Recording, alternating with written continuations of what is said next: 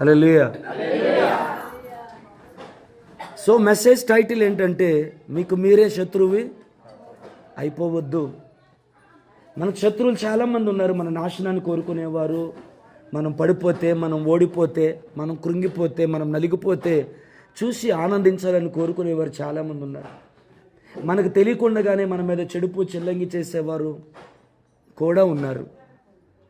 మన మీద నిందలు మోపారు, అవమానకరంగా మాట్లాడేవారు చాలామంది ఉన్నారు. మనం ఎంతో ప్రేమ చూపిస్తే ఒక చిన్న కారణానికి, ఒకవేళ వాళ్ళకి బాగోపోతే పట్టించుకోలేదేనో, వాళ్ళకి బాగోపోతే పలకరించలేదేనో, అలాంటి వాళ్ళు మాకు అవసరం లేదని వదిలిపెట్టి వెళ్ళిపోయేవారు. హల్లెలూయా.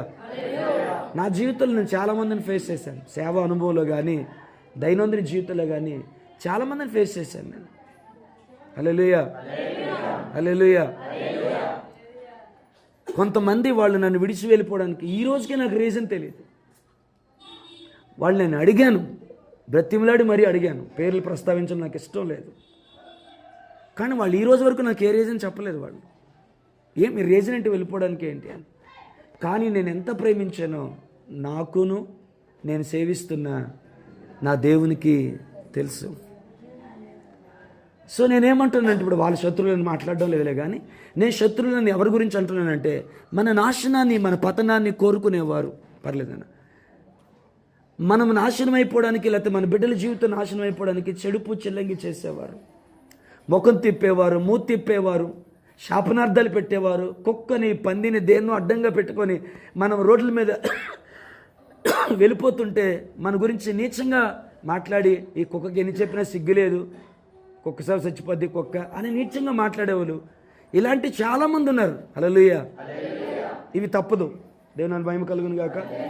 ఇలాంటి ప్రపంచాన్ని, ఇలాంటి పరిస్థితుల్ని మనం ఎదుర్కోక తప్పదు.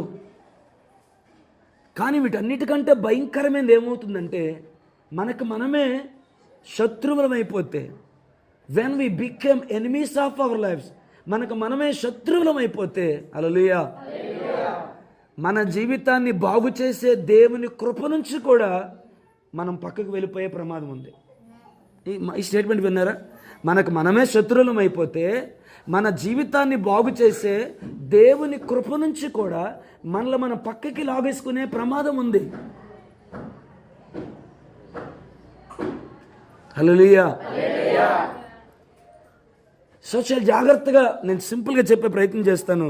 చాలా జాగ్రత్త వినండి. నేను చెప్పాలనుకున్న స్టేట్మెంట్ ఏంటంటే, మనకున్న శత్రువులు చాలు. అపవాది ఒక శత్రువు. ఆకాశ మండలమందు ఒకడు కాదు, ఇద్దరు కాదు, దురాత్మల సమూహం ఉందంట. మనల్ని నాశనం చేయడానికి, మనల్ని పతనం చేయడానికి, మన కుటుంబాన్ని బాగు చేయడానికి, మన కుటుంబాన్ని నాశనం చేయడానికి దురాత్మల సమూహం ఉందట ఆకాశ మండలమందు. అనేక దెయ్యాలు మన కంటికి కనబడిన ప్రయత్నం చేస్తూనే ఉన్నాయి. మనుషులు చేసే చేతబడులు, చిల్లంగిలు ప్రయత్నాలు, వారు చూసే చూపులు, వారు మాట్లాడే మాటలు, చేసే గాయాలు, అవమానకరంగా మాట్లాడే మాటలు, ఇక ఎన్ని లిస్ట్ చెప్తే బాగోదు.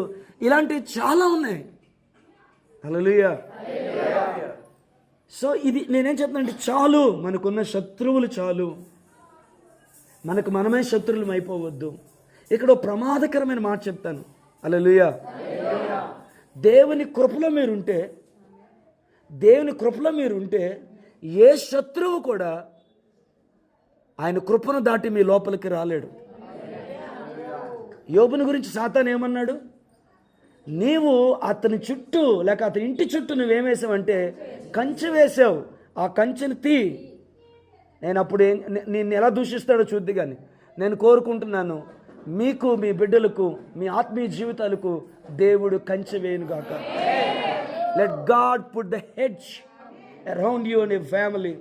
మీ ఆత్మీయ జీవితం చుట్టూ, మీ కుటుంబం చుట్టూ, మీ పిల్లల చుట్టూ దేవుడే కంచె వేయునుగాక.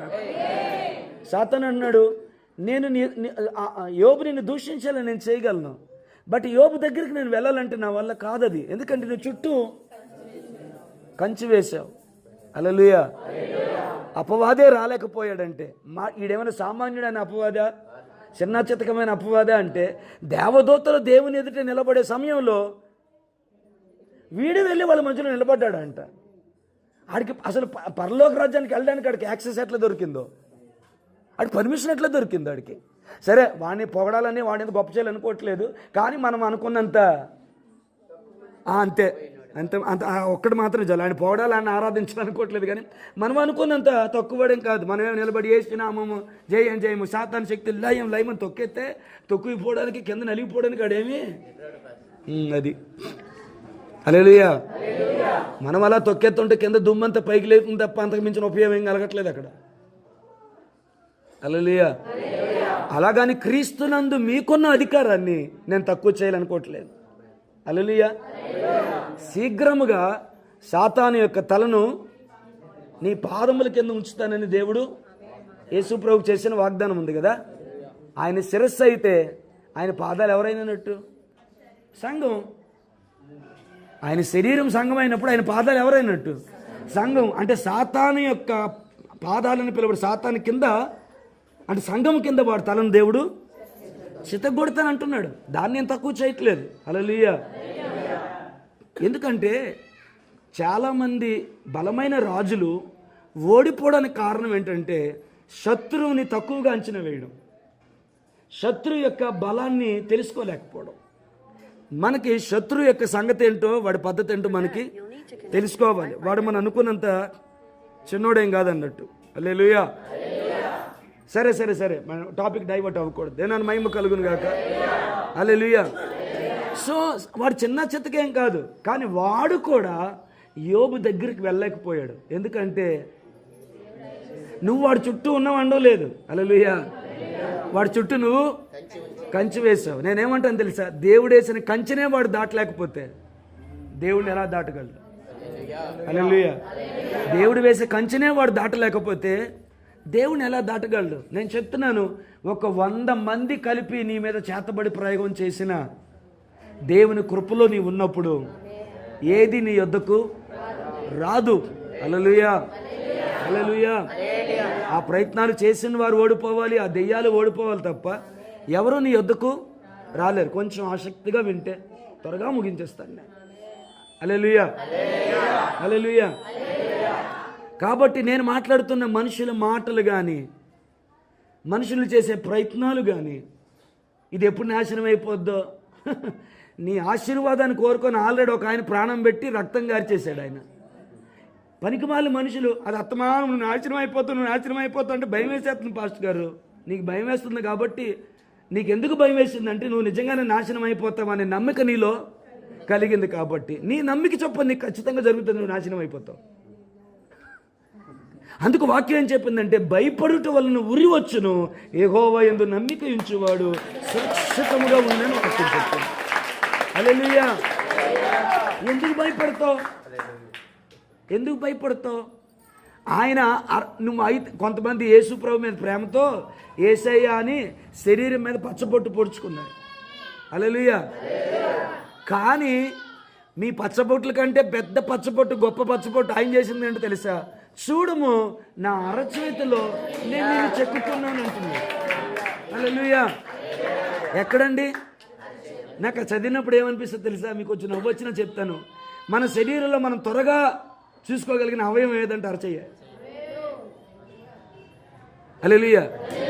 కాళ్ళు చూడాలంటే వంగాలి, ముఖం చూడాలంటే అర్థం ఉండాలి, అంతే కదా?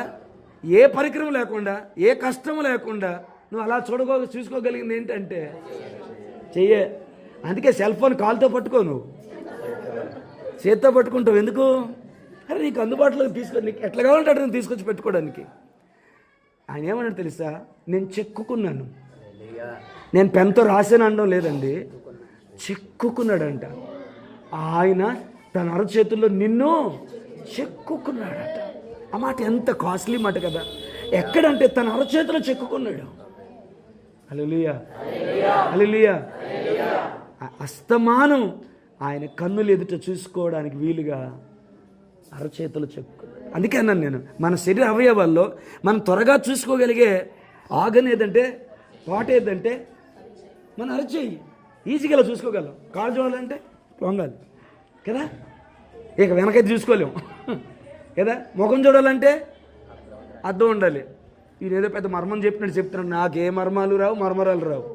ఆ టైంకి నా నోట్లో ఏముంటుంది మాట్లాడు దేవుడిచ్చింది. హల్లెలూయా. కాబట్టి అరచేతిలో చెక్కుకున్నాడు అంటే ఆయన నిన్ను తన కన్నుల ఎదుట ఉంచుకున్నాడు.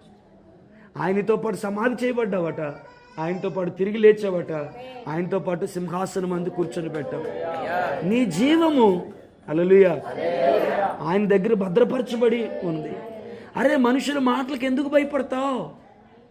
మనుషుల ప్రయత్నాలకు ఎందుకు భయపడతావు? వాళ్ళు ఎవరో చేతబడి చేస్తానంట, నేను చచ్చిపోతానంట. చచ్చిపోతా ఖచ్చితంగా. ఎందుకంటే వాళ్ళు చేతబడి చేసినందుకు కాదు, చేస్తున్నారన్న భయం నీకు ఆవరించినందుకు. హల్లెలూయా. 10,000 మంది దండెత్తి నా మీదకి వచ్చిన, నా కుడి పక్కన 10,000 మంది కూలిపోయినా, 1000 మంది కూలిపోయినా అపాయము నా యొద్దకు రాదు. ఎందుకంటే మహోన్నతుడైన దేవునిని నేను నివాస స్థానం. నేను చెప్తాను కొన్నిసార్లు ఎక్కడ అవసరం లేదు, నీ పక్కింట్లోనే నీ మీదకి వ్యతిరేకంగా శుద్ధ శక్తులు ప్రయత్నం చేయొచ్చు. నీ పక్కింట్లోనే నీ మీదకి వ్యతిరేకంగా శుద్ధ శక్తులు ప్రయత్నం చేయొచ్చు. నువ్వు నమ్మగలిగితే. హల్లెలూయా. నీ వద్దకి ఏది కూడా రాదు, రాలేదు. ఆయన చెక్కుకున్నాడు నిన్ను. నీ జీవం ఆయనలో దాచబడి ఉంది. హల్లెలూయా. ఎందుకు భయపడతావు? ఎందుకు తొందరపడతావు? ఎందుకు కృంగిపోతావు? యెహోవా నా పక్షమున ఉన్నాడు, నరులు నాకు నరమాతుడు నాకేమీ చేయగలడు. ఆమేన్. హల్లెలూయా. అందుకే కీర్తనాకారుని ధైర్యం ఏంటంటే మహోన్నతుని చాటున నివసించు వాడను, సర్వశక్తిని నీడలో విశ్రమించు వాడను. ఆయనే నాకు ఆశ్రయము, నా కోట, నేను నమ్ముకొనదగిన నా సహాయకుడని నేను యెహోవాను గురించి చెప్పుచున్నాను. వేటగాని ఉరిలో నుంచి తప్పిస్తాడు. హల్లెలూయా. హల్లెలూయా. ఇది వాగ్దానములను మన ప్రధాన యాజకుడైన యేసయ్య మన పక్షాన నిలిచి ఉండగా. హల్లెలూయా. హల్లెలూయా. ఇక మనకు విరోధం ఏముంది? విరోధి ఎవడున్నాడు? ఒకవేళ నీవు నేను ఏదైనా తప్పు చేస్తే ఆ తప్పును పట్టుకొని మన మీద దాడి చేద్దామని శత్రువు ప్రయత్నం చేస్తే నువ్వు ధైర్యంగా శత్రువుకు చెప్పు. ఏమని తెలుసా? ఈరోజు నువ్వు నా కళ్ళ ముందు చూపిస్తున్నావే ఒక మిస్టేక్ని, ఒక తప్పిదాన్ని, దీని యొక్క పర్యవసానం, దీని మీద పడవలసినటువంటి శిక్ష 2000 సంవత్సరాల క్రితమే నా యేసయ్య మీద పడింది. దీనిని ఆనాడే ఆయన నాకు విరోధంగా నువ్వు రాసిన ఈ చేవ్రాతను ఆయన తుడిచి వేసేసాడు. నేను దేవుని నీతి అగునట్లు ఆయన పాపం మెరుగని ఆయన పాపమై. ఇంకో మాట చెప్పు, మీరు ఎంతమంది కనెక్ట్ అవుతారో తెలియదు కానీ, ఒకని అవిధేయత వలన నేను పాపినయ్యాను కదా, ఒకని విధేయత వలన నేను నీతిమంతునయ్యాను. ఇది చాలా లోతైన మాట. సాతానుతో చెప్పు, సాతానా, ఒకని అవిధేయత వలన నేను ఎలాగున పాపాత్మునయ్యానో అంతకంటే మరి ఎక్కువగా ఒకని విధేయత వలన, అనగా నా ప్రభు అయిన యేసు క్రీస్తు యొక్క విధేయత వలన. ఇప్పుడు నేను ఎవరినో తెలుసా? నా తప్పిదం చూసి నువ్వు మాట్లాడుతున్నావు కానీ నేను ఎవరినో తెలుసా? యేసు క్రీస్తునందు నేను నీతిమంతుణ్ణి. నువ్వు నీతిమంతుడు నీకు చెప్పింది ఎవరు? అత్యున్నత సింహాసనం మీద ఆసీనుడైన అబ్రహాము దేవుడు, ఇస్సాకు దేవుడు, యాకోబు దేవుడు యేసుక్రీస్తునందు నన్ను నీతిమంతునిగా తీర్చేశాడు. It's done. ఇది జరిగిపోయిందిరా. మీలో విచ్చలవిడితనం రాదు అన్న ఒక ధైర్యంతో ఈ మాట చెప్పన. యేసుప్రభు చనిపోయింది నీ గతం కోసం మాత్రమే కాదు, నీ గతము కోసము, నీ ప్రస్తుతం కోసము, నీ భవిష్యత్తు కోసం కూడా ఆల్రెడీ ఆయన చనిపోయాడు. అంటే వాడి దగ్గర ఇంకే అవకాశం లేదు నీ మీద దాడి చేయడానికి. నా మనవి ఏంటో తెలుసా? నీకు నువ్వే శత్రువు అయిపోవద్దు. అది చాలా ప్రమాదకరమైంది. నీకు నువ్వే శత్రువు అయిపోవద్దు. దేవుడు కూడా పక్కకి వెళ్ళిపోవాల్సిన పరిస్థితి వస్తుంది. అర్థమైందండి? We have many enemies around us. That's enough. హల్లెలూయా. ఎంతమంది ఉన్నా ఎవరు మనల్ని చేయలేరు. యెహోవా నా కాపరి. హల్లెలూయా. హల్లెలూయా. నా శత్రువులు ఎదుట నీవు నాకు భోజనం సిద్ధపరచు. నూనెతో నా తల అంటి ఉన్నావు, నా గిన్నె నిండి పొర్లి. హల్లెలూయా. కాబట్టి నీ శత్రువును నీ చుట్టూ ఉన్న శత్రువులు ఏ ఒక్కరికి భయపడక. అమ్మో వాళ్ళు చేతబడి చేస్తే ఎలాటోళ్ళకైనా జరుగుద్ది, ఎలాటోళ్ళకైనా జరుగుద్ది కానీ నీకు జరగదు. ఎలాటోళ్ళకైనా జరుగుద్ది కానీ నీకు జరగదు. ఎలాటోళ్ళకైనా జరుగుద్ది, నీకు జరగదు. నీకు జరిగేది ఎప్పుడంటే జరుగుద్దని నువ్వు నమ్మినప్పుడు. జరగదని నువ్వు నమ్మినంత కాలం. హల్లెలూయా. నేను ఒక మాట చెప్పనా, మన కన్నీళ్ళు కూడా దేవుని కదల్చలేవు, కానీ కన్నీళ్ళ కంటే ఎక్కువగా విశ్వాసము దేవుణ్ణి కదిలిస్తుంది. నేను నిజం చెప్తున్నాను, మన కన్నీళ్ళు కూడా చేయలేని అద్భుతాన్ని విశ్వాసం చేస్తుంది. హల్లెలూయా. నువ్వు సందులో, నా సందులో నువ్వు ఏడిస్తే నేను నీకు స్వస్థతను ఇస్తానని అనలేదు, స్వస్థతను ఇస్తాను అనలేదు. నువ్వు నమ్ముతున్నావా? నమ్ముతున్నాను, వెళ్ళిపోయితే ట్రై చేయి కూడా కాదు. హల్లెలూయా. ట్రై చేయి కూడా అనట్లేదు, నీ పరిపెత్తుకొని వెళ్ళిపోరు అబ్బాయి. హల్లెలూయా. హల్లెలూయా. ఇక ఆనవాళ్ళు కూడా ఇక్కడ వద్దు, పరుపు కూడా పట్టుకుని వెళ్ళిపో. సో రండి, నీ శత్రువు నేనేమి చేయలేడు, వాళ్ళకి భయపడొద్దు. కానీ ప్రమాదకరమైన ఒక విషయాన్ని చెప్తాను, నీకు నువ్వు శత్రువి అయిపోవద్దు, అది చాలా ప్రమాదకరం. హల్లెలూయా. హల్లెలూయా. ఒకసారి జపన శాస్త్రి గారు తనను ఏనానా విజ్ఞాపన ప్రార్థనకి రమ్మన్నాను, రాలేదేమని అడిగారు. ఆ రోజు పిల్లలు బాగోలేదండి, బాగా ఎక్కువ ఏడ్చారండి, అందుకే నేను రాలేకపోయాను అన్నాను జపని శాస్త్రి గారు. ఆయన నాతో ఏమన్నారు తెలుసా? అరే నీకన్నా ముందే నీ పిల్లలు IFJలో జాయిన్ అయిపోయారా, వాళ్ళు ఆల్రెడీ విజ్ఞాపనలో ఉన్నారంటాడు. వీళ్ళు ఎంతమందికి అర్థమైందో లేదు నాకు తెలియదు, కానీ వాళ్ళు ఎందుకు ఏడుస్తున్నారంటే వాళ్ళు ఆల్రెడీ విజ్ఞాపనలో ఉన్నారన్నాడు. భలే ఉంది సమాధానం అనిపించింది. సో వాళ్ళని అట్లా వాళ్ళు అలరజాలు చేసుకునేవ్వండి. హల్లెలూయా. హల్లెలూయా. రాబోయే కాలానికి ఇప్పటి నుంచే దేవుడు మనకి యవనస్తులు ఇస్తున్నాడు. ఎంతమంది పిల్లలు ఉన్నారు? హల్లెలూయా. సరే, శ్రద్ధగా దేవుని యొక్క వాక్యాన్ని విందాం.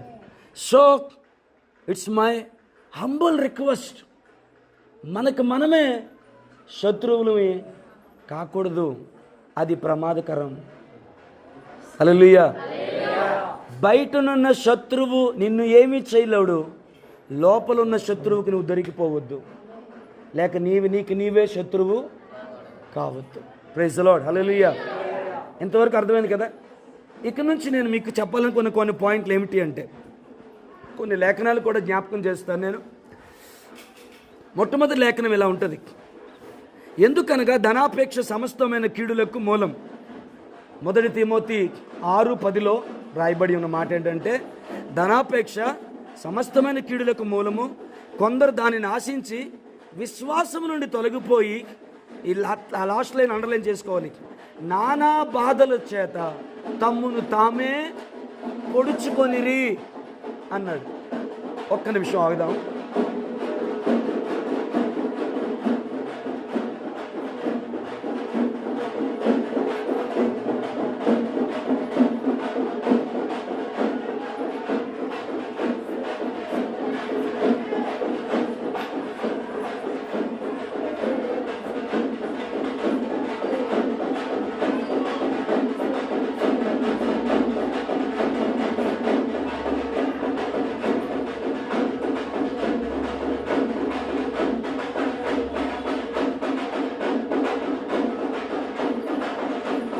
Praise the Lord.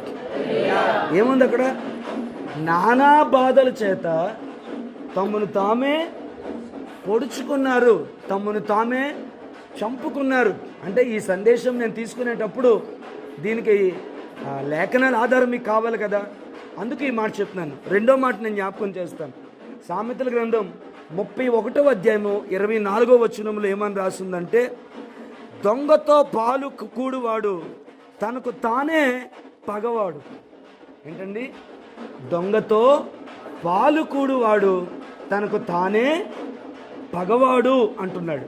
హల్లెలూయా. మొదటి మాట ఏంటి? నానా బాధల చేత తమ్మును తామే పొడుచుకున్నారు. సరిగిన ఎందుకు బయటికి డాన్స్ చేస్తావా? తమ్మును తామే పొడుచుకున్నారు. రెండవ మాట ఏంటంటే, తమకు తామే వారు పగవారు అయిపోయారు. మూడో ప్రాముఖ్యమైన మాట, ఇది కూడా మీరు శ్రద్ధగా వినాలి. హల్లెలూయా. ఈ మాట ఎక్కడ ఉందంటే మత్తయి సువార్త 12వ అధ్యాయము 25వ వచనంలో ఇలా ఉంది. యేసుప్రభు దగ్గర కొంతమంది వచ్చి, నువ్వు దెయ్యాలు పట్టినోడివి, బయల్జెబూలువి, దెయ్యాల వలన నువ్వు దెయ్యాలని, హల్లెలూయా. ఒకసారి వాళ్ళు ఏమన్నారంటే, వీడు దెయ్యాల్ని వెళ్ళగొడుతున్నాడు, హల్లెలూయా, దెయ్యాల బలం చేత దెయ్యాలు వెళ్ళగొడుతున్నాడు, వీడు బయల్జెబూలు, దెయ్యాలకు వీడు అధిపతి. యేసుప్రభు ఏమడుగుతున్నారంటే, నేను దెయ్యాలకు అధిపతిని అయితే మీ పిల్లలకు పట్టిన దెయ్యాల్ని నేను ఎలా వెళ్ళగొడుతున్నాను? నేను దెయ్యాలకి అధిపతిని అయితే మీ పిల్లలకు పట్టిన దెయ్యాల్ని నేను ఎలా వెళ్ళగొడుతున్నాను అంటూ ఆయన వారి తలంపులు నెరిగి వారితో ఇట్లా, నేను తనకు తానే విరోధముగా వేరుపడిన ప్రతి రాజ్యము పాడైపోవును, తనకు తానే విరోధముగా వేరుపడిన ఏ పట్టణమైనను ఏ ఇల్లైనను నిలవదు. ఏం కావాలి బ్రదర్? ఎవరికి ఇవ్వాలి? వాక్యమేనండి. హల్లెలూయా. తనకు తానే విరోధి అయిపోయినటువంటి ఏ రాజ్యమైనను, హల్లెలూయా, ఏ పట్టణమైనను ఏ ఇల్లైనను నిలవదు. చెప్పండి. తనకు తానే విరోధమైపోయిన ఏ రాజ్యమైనను ఏ పట్టణమైనను ఏ ఇల్లైనను నిలవదు. ఎవరి మాట ఇది? చెప్పండి, ఎవరి మాట ఇది? మన ప్రభువైన యేసుక్రీస్తు వారు స్వయంగా చెప్పిన మాట. ఏ రాజ్యమైనను ఏ పట్టణమైనను ఏ ఇల్లైనను నిలవదు. ఇల్లు అంటే ఇల్లు అంటే రెండు మీనింగ్ చెప్తాను నేను. ఇల్లు అంటే, హల్లెలూయా, ప్రైజ్ ది లార్డ్, హల్లెలూయా, దేవుని ఇల్లుంది, అది సంఘం. ఇల్లు అంటే నీకు ఒక ఇల్లుంది, నీ కుటుంబం. ప్రాముఖ్యంగా గుర్తుపెట్టుకో, ఇల్లు అంటే నువ్వే. హల్లెలూయా. బండ మీద పునాది వేసిన ఇల్లు, ఇసుక మీద పునాది వేసిన ఇల్లు. ఆ ఇల్లు ఎవరు? అది ఇల్లు గురించి చెప్పిందా, మనిషి గురించి చెప్పిన మాట? మాట్లాడుకుంది. అది ఇల్లు గురించి చెప్పిన మాట, మనిషి గురించి చెప్పిన మాట?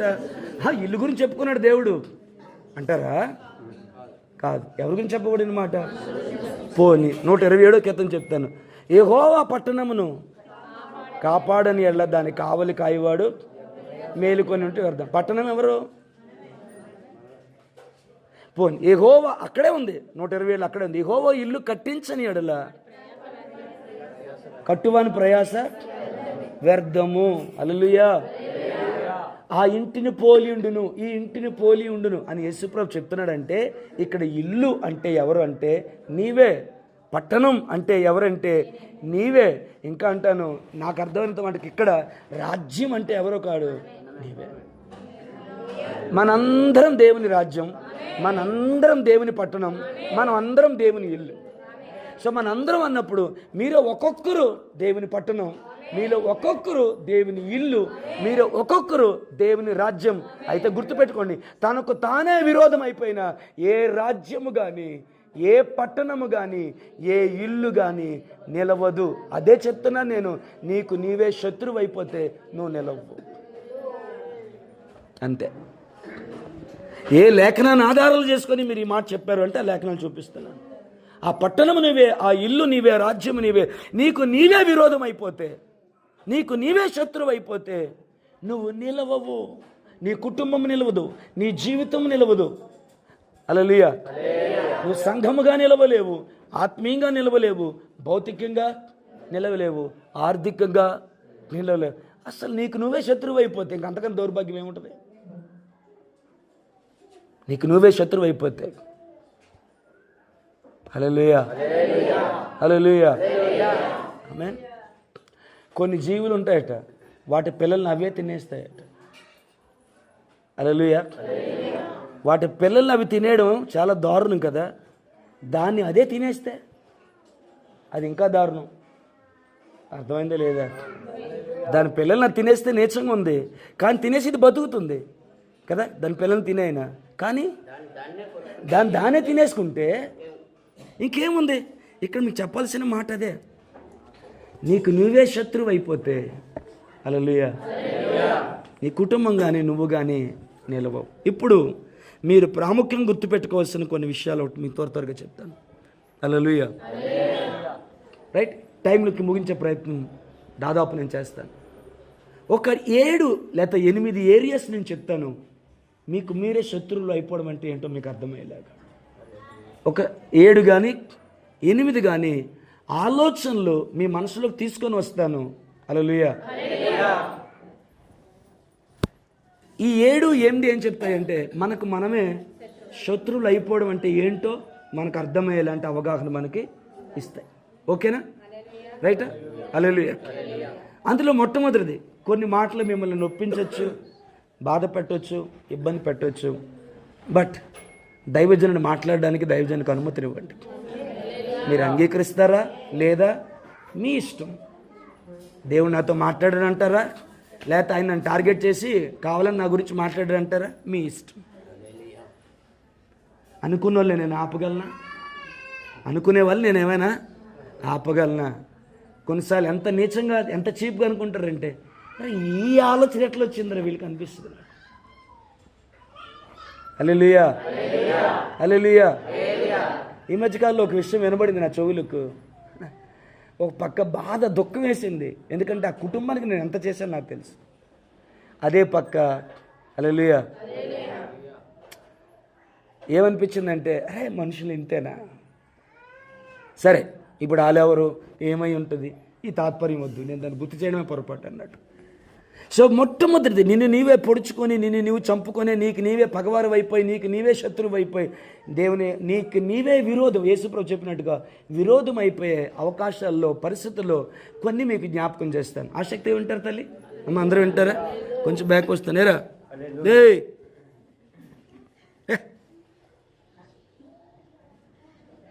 అంత ఒక్కళ్ళు నిద్రలో పడుతుందిరా మీకు?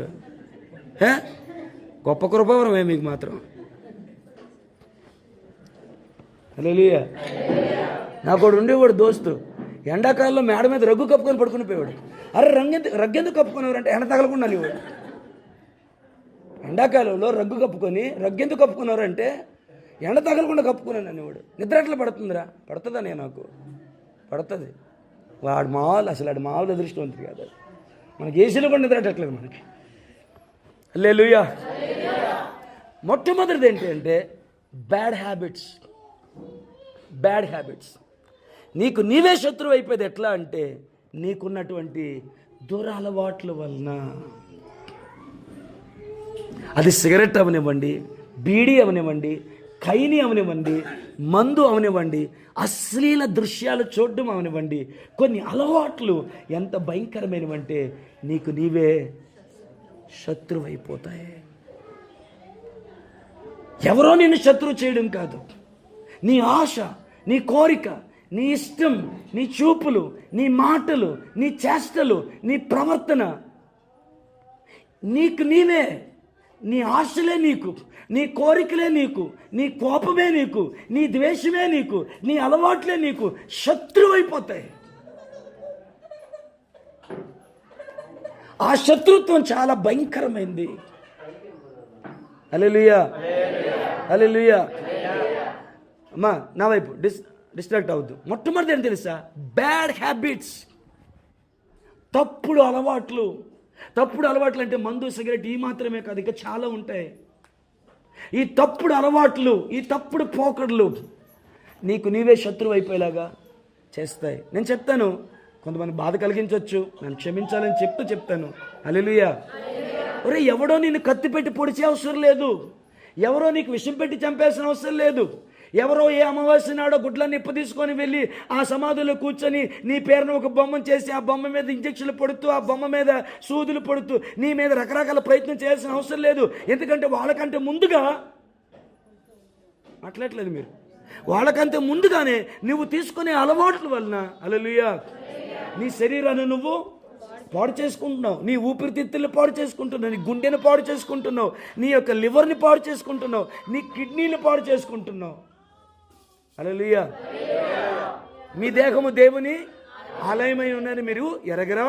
దేవుని ఆలయాన్ని ఎవడైనా పాడు చేస్తే దేవుడు వానిని పాడు చేయను. నేను ఎప్పుడూ చెప్పే స్టేట్మెంట్, చాలా మీటింగుల్లో ఈ స్టేట్మెంట్ చాలా మందిని కదిలించింది. హల్లెలూయా. మీరు కళ్ళు మూసుకుని వాక్యం వినొద్దు, కళ్ళు తెరిచి నా వైపు చూస్తూ వాక్యం వినండి. ఈ విషయంలో మాత్రం నేనేమి రాజీ పడదలుచుకోలేదు. హల్లెలూయా. దేవుని మందిరంలోకి మీరు చెప్పులు వేసుకొని రాలేరు. నేను చాలాసార్లు చెప్పే మాట, చాలా మీటింగ్లో నేను చెప్పే ఈ మాట చాలా మందిని కదిలించింది. మరి మిమ్మల్ని ఎంత కదిలిస్తుందో నాకు తెలియట్లేదు, కానీ నన్ను కదిలిస్తుంది.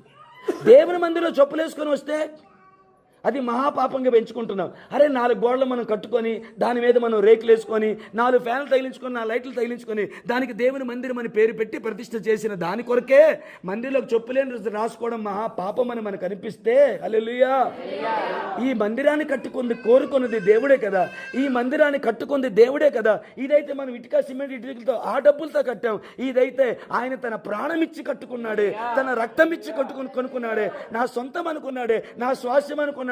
ఒక మాట వినండి, అసలు ఈ మట్టి గట్టని పాపి కోస్తే, ఏమనుకోకండి, కొంచెం పచ్చిగా మాట్లాడతారు, కోస్తే పీతు వాసన వస్తే తెలుసా మీకు? మన శరీరం లోపల ఉన్న దుర్గంధం అంత భయంకర దుర్వాసన కొడుతుంది. అందుకని ఆపరేషన్ చేసేవారు మొఖానికి మాస్క్ కూడా ఎంత తెచ్చుకుంటారు, దుర్వాసన వస్తుంది. అరే అది మట్టిలో పలిసిపోతే 2 రోజులకో 3 రోజులకో ఈ కళ్ళల్లోంచి, ఈ చెవుల్లోంచి, వీటిలోంచి పురుగులు వచ్చేస్తాయి. మట్టిలో కలిసిపోయే ఈ శిథిలమైన కంపు కొట్టే దేహం 2 రోజులు స్నానం చేయకపోతే ఎవరు నీ దగ్గర ఉండలేరు. ఒక పూట నువ్వు బ్రష్ చేయకపోతే ఎవరు నీ దగ్గర ఉండరు, ఎంత అందగడువైనా. అలాంటి పాపిష్టి దేహాన్ని, హల్లెలూయా, ఆయన మందిరంగా కోరుకోవడమే గొప్ప భాగ్యం. దీన్ని ఆయన మందిరంగా మార్చుకోవడానికి ముందు, హల్లెలూయా, తన రక్తంతో కడిగేశాడు, తన ప్రాణం ఇచ్చి ప్రతిష్ఠించుకున్నాడు. ఈ మందిరంలోకి చెప్పులేసుకొని రావడమే పాపం అయితే, మరి ఈ మందిరంలోకి ఆయన ప్రాణం ఇచ్చి రక్తం ఇచ్చి కొనుక్కున్న ఈ మందిరంలోనికి బీడీలు, సిగరెట్లు, దానా చండాలం అంతా రావచ్చా? మందు రావచ్చా? దురలవాట్లు రావచ్చునా? హల్లెలూయా, హల్లెలూయా, హల్లెలూయా, ప్రైజ్ ది లార్డ్. రోగం అనుకోకుండా రోగం వచ్చింది, హల్లెలూయా, రానివ్వండి. ఎంతమంది దైవజనుల్ని క్యాన్సర్ చంపేయలేదు, ఎంతమంది దైవజనుల్ని హార్ట్ అటాక్ చంపేయలేదు, ఎంతమంది దైవజనుల్ని కరోనా చంపేయలేదు, ఎంతమంది దైవజనుల్ని. ఎందుకు యేసయ్య గారు వెళ్ళిపోయారు తొందరగా దేవుని రాజ్యానికి? ఇక్కడ ఉన్న ఎవరైనా యేసయ్య గారి కంటే గొప్పలు ఉన్నారా? మాట్లాడతారా? యేసయ్య గారు ఎందుకు వెళ్ళిపోయారు దేవుని రాజ్యానికి? ఆయన ఆయుష్ తీరిపోయి వెళ్ళిపోయారు అనుకుంటున్నారా? షుగర్ చంపేసింది ఆయన్ని. నేను చెప్తున్నాను, షుగర్ చంపేసింది ఆయన్ని. అడిగాడా నువ్వు నన్ను ఎందుకు కాపాడలేదని? అడిగాడా నన్ను ఎందుకు విమోచించలేదని? అడిగాడా నాకు బాగోలేదు కాబట్టి? నన్ను బాధ కలిగితే నన్ను క్షమించండి, మీకు కాళ్ళు పట్టుకుని అడుగుతాను. నాకు బాగోలేదు, తినలేకపోతున్నాడు. 2 స్పూన్లు ఆ గంజి, అదేమంటారు, వేపుడు జావా, 2-3 స్పూన్లు వేపుడు జావా ఆయన నోటి దగ్గర పెడితే అది కొంచెం లోపలికి వెళ్ళి కొంచెం బయటకు వచ్చేసేదంట. ఆ టైంలో కూడా అడిగేవాడంట, అరే వెస్లీ, నన్ను ఏదైనా ఒక ఊరికి తీసుకొని వెళ్ళండిరా, నేను సువార్తను ప్రకటించాలి. అయ్యా, పెదాలు తెల్లగా పాలిపోయి, ముఖమంతా పసుపుగా అయిపోయి, కళ్ళేమో పచ్చ కలర్ పసుపు రంగులోకి మారిపోయి, పళ్ళన్నీ ఊడిపోయి, ఒక చేతులు ఎత్తి చేయాల వణుకుతుంటే ఆ టైంలో కూడా, వెస్లీ, నన్ను ఏదైనా ఊరికి తీసుకెళ్ళండిరా, నేను సువార్త ప్రకటించాలని. నన్ను ఎందుకు ఈ రోగం ఇచ్చావని అడగలేదు. ఆ రోగం ఇచ్చి ఆ బాధను భరించలేక దాని కొరకు తాగలేదు. గొప్ప దైవజనుడు ప్రాణం ఉన్నంత వరకు సేవ చేసి దేవుని రాజ్యానికి మహాకృపల చేత వెళ్ళిపోయాడు. ఆయన అడగాలంటే, ఆయన నిలదీయాలంటే, ఆయన దేవుణ్ణి చాలా నిలదీయొచ్చు. పగలనక, ఎండనక, వాననక, దేశమనక కష్టపడి రాత్రి పగళ్ళు నీ కొరకు సేవ చేశాను కదయ్యా. దెబ్బలు తిన్నాను, ఉబ్బ వేయించుకున్నాను, అవమానపరచబడ్డాను, ఎన్నో శ్రమలు, నిందలు, అవమానాలు ఎదుర్కొన్నా. నా సొంత అక్కతో నాకు అక్రమ సంబంధం పట్టుకట్టారు. ఇలాంటి పరిస్థితులను ఎదుర్కొని సేవ చేస్తే నాకు షుగర్ ఇచ్చి నన్ను బాధ పెడుతున్నావే. ఈ షుగర్ వల్ల కాలుకి గాయం అయితే తగ్గట్లేదు. మీ అందరికీ చాలామందికి జపనీస్ శాస్త్రాన్ని తెలుసు కదా. అన్న కాళ్ళు చూసారు ఎప్పుడైనా మీరు? నావే చూడాలి. అన్న కాళ్ళు చూసారా మీరు ఎప్పుడైనా? ఆయన కాళ్ళకి పుళ్ళు వస్తే ఆ నొప్పి తట్టుకోలేక రాత్రులు ఎంత ఏడుస్తాడో తెలుసా దైవజనుడు? ఇన్ని సంవత్సరాలైన వారికి పిల్లలు లేరు తెలుసా మీకు? ఏనాడు దేవుని కంప్లైంట్ చేయలేదు, బదులుగా ఏ పరిస్థితిని, అలవాటుని దగ్గర తీసుకొని రాలేదు. రోషం కలిగి దేవుడు సేవ చేస్తున్నాడు. అలాంటి కాళ్ళు కడిగినా మన బతుకు సరిపోదు. అలాంటి వాళ్ళు కాళ్ళు కడగడానికి కూడా మన బతుకు సరిపోదర్రా. మనమేదో పెద్ద నీతిమంతుల కబుర్లు ఆడితే ఎట్లా? హల్లెలూయా. దైవజనుడా తెగించి మాట్లాడుతున్నావా? తెగించి మాట్లాడుతున్నాను. హల్లెలూయా. ఒకటి నిర్ణయించుకున్నాను, నేను వెళ్ళాలనుకున్న వాళ్ళు ఎలాగైనా వెళ్ళిపోతారు, ఎప్పటికైనా వెళ్ళిపోతారు. నన్ను వదలాలనుకున్నాను, ఏ రోజుకైనా వదిలి వెళ్ళిపోతారు. అలాంటి వాళ్ళ కోసం నేను రాజీ పడాల్సిన అవసరం లేదు. నన్ను పిలుచుకుంది దేవుడు, నన్ను ఏర్పాటు చేసుకుంది దేవుడు, నన్ను నిర్ణయించుకుంది దేవుడు. ఆయన పక్షాన్ని నేను నిలబడి ఖండితంగా దేవుని వాక్యాన్ని చెప్పి తీరాలి. ఆ వాక్యం మొదటగా నాకు ప్రయోజనకరం కావాలి, రెండోదిగా మీ అందరికీ ప్రయోజనం కావాలి. నేను రాజీ పడకూడదు ఆ విషయం. వదిలి వెళ్ళిపోయే వాళ్ళు నేను ఏమైనా ఆపగలుగుతున్నాను అనుకుంటున్నారా? వాళ్ళు వెళ్ళిపోవడానికి కారణాలు తెలుస్తాయా మీకు? ఆశ్చర్యం వేస్తారు, మీకు ఆశ్చర్యం వేస్తారు. హల్లెలూయా. అందుకని నిర్మోహమాటంగా మాట్లాడాలనుకున్నారు ఉన్నవాళ్ళు ఉంటారు, వెళ్ళాలనుకున్నవారు వెళ్తారు. ఎవరిని నేను ఆపలేను. నా వంతు ప్రయత్నం చేశాను, బతిమిలాడాను. కొంతమంది నాకు అవకాశాన్ని కూడా ఇవ్వలేదు. హల్లెలూయా. కానీ సత్యవాక్యాన్ని మాత్రం ఖండితంగా నేను చెప్పు తీరుతున్నాను. అలాంటి దైవజనులు దేవుని కొరకు రాత్రి పగలు కష్టపడి దేవుని సేవ చేశారు కదా. హల్లెలూయా, హల్లెలూయా. వారు సంవత్సరాలు దేవుని కొరకు అలా బతికారు. నేను ఒక ప్రశ్న అడుగుతాను, వాళ్ళు సంవత్సరాలు దేవుని కోసం అలా బతికారు. వాళ్ళు బతికిన బతుకు ఒక్కరోజైనా మనం బతికామా? ఎవరైనా నాకు ఆన్సర్ ఇవ్వస్తారు. వాళ్ళు సంవత్సరాలు రోషం కలిగి బతికారు, అనారోగ్యంతో బతికారు. కానీ కాళ్ళు పుండులు ఉంటుండగానే 100 కిలోమీటర్లు ప్రయాణం చేశారు. హల్లెలూయా. యాక్సిడెంట్లు అయిపోయి కాళ్ళు తుక్కుపోయి జాన్ వెస్లీ గారు కానీ, రమేష్ అన్న గారు కానీ, జపని శాస్త్రి ఇలా చాలా మంది జీవితంలో కాళ్ళు తుక్కు అయిపోయి లోపల రాడ్లు వేయాల్సిన పరిస్థితి వచ్చిన. హల్లెలూయా, హల్లెలూయా. కొంచెం తగ్గగానే దేవుని సేవలో వాళ్ళు పరిగెత్తారు, పడుకోలేదు వాళ్ళు. హల్లెలూయా. నేనేంటది సార్, వాళ్ళు సంవత్సరాలు దేవుని కొరకు రోషంగా బతికారు. వాళ్ళలాంటి బతుకు ఒక్కరోజైనా బతికేమో మనం? వాళ్ళు ఎన్ని నిందించాలి దేవుణ్ణి, వాళ్ళు ఎన్ని మాట్లాడాలి దేవుణ్ణి, ఎంత నిలదీయాలి దేవుణ్ణి, ఎన్ని అడగాలి దేవుణ్ణి. ఏనాడు కూడా ప్రభువుని ప్రశ్నించలేదు. దేవుని కొరకు రోషం కలిగి వాళ్ళు జీవించారు. హల్లెలూయా. అపవాది కలిగించే అనేకమైన ఆలోచనలకు దరిదాపుల్లో కూడా అవకాశాన్ని వారు ఆలోచన వస్తుండగానే యేసు నామమున దుష్టుడా పా, నేను ప్రాణం ఉన్నంత వరకు ఆయన కొరకు నేను రోషం కలిగి బ్రతుకుతాదని మాట ఇచ్చారు దేవుని కొరకు. మనమేదో సాధించినట్టు, మనమేదో సంఘానికి ఉపయోగకరమైనట్టు, ప్రయోజనకరమైనట్టు, దేవుని రాజ్యానికి మనమేదో అహర్నిశాలు సేవ చేసినట్టు మనకెందుకంత బిల్డప్ అంటాను. నేను నాతో కలిపి చెప్పుకుంటాను, నేను మీకు అనలేదు, అందుకు మనకన్నాను. హల్లెలూయా. హే, టైం అవుతుంది. హల్లెలూయా. పూర్తి చేపకి వచ్చేవారని చెప్తానులే. కానీ బ్యాడ్ హ్యాబిట్స్, తప్పుడు అలవాట్లు, అవేంటో తెలుసా?